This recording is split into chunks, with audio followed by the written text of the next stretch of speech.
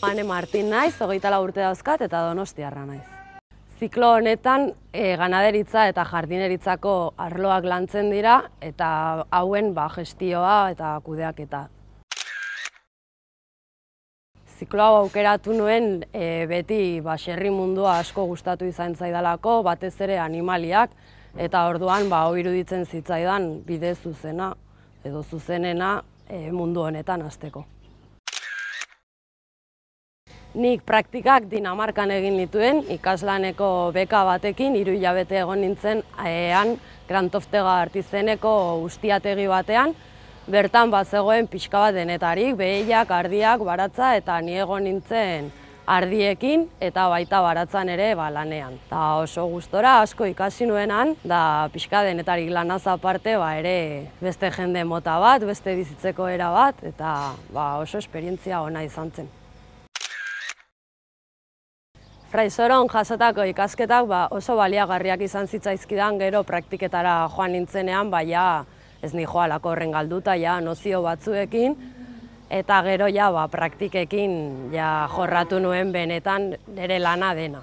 Dinamarkara 3 hilabeteko praktikak egitera aurkeztu zidatenean, egia esan izan zen pixkat beldurre eman zidan, baina gero pentsatu nuen oso aukera ona zela, beste lan egiteko modu bat ikasteko, bizitzeko beste modu bat, eta baita ere inglesa pixka bat lantzeko aukera ona zela iruditu zitzaidan, eta orduan hara joan nintzen, eta egia esan oso gustora ikasi nuen pila bat, bai lanean eta baita bizitzan, aukera ematen dizu jende desberdin asko ezagutzeko, leku desberdin bat, eta beste kultura bat, eta bizitzeko beste ritmo bat.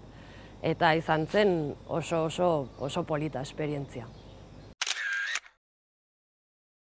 Praktikak amaitu ostean, aukera izan nuen urtebetez beka batekin lan egiteko artzai batekin, ardiekin, sartu nintzen ardien mundu horretan, eta orain nago lanean Elen. Ele da Gipuzkoako ardi latxaren elkartea, eta egiten duguna da pixka bat mejora genetikoa.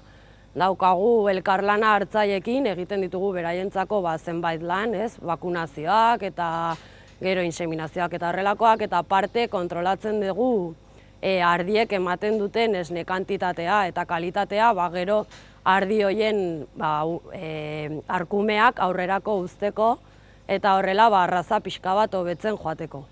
Fraisoro ikasi nuen eskolarekin, oraindik badaukat erlazioa beti ere lana bilatzen gaudenean, da oso errekurtso ona, beraiek badaukatelako ere lan poltsa bat ezagutzen dituztelako ganaderoak, eta lan bilatzeko beraiek lagundu didate asko. Topatu dedan lana, de hecho, izan da pixka bat irakasle baten laguntzarekin, hori egia esan eskertzen da, apoio bezala beti zentroa.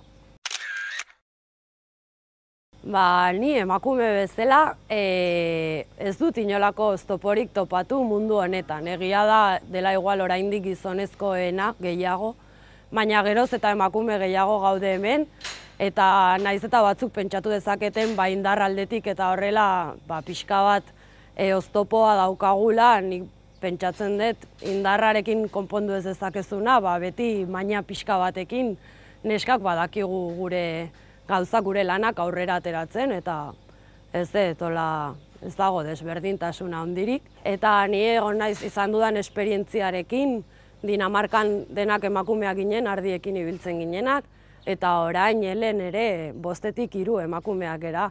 Orduan pentsatzen dut ideia hori de mundu rurala gehiago gizonezkoena dela gutxi gora bera baztertuta dagoela, eta ez dago inolako trabarik guretzako mundu honetan. Batxilergoa bukatzen ari den pertsona bati mundu rurala edo baserri mundua gustatzen baldin bazaio, gomendatuko nioke hau ikastea, zeren oso praktikoa da eta irtenbide polita dauka.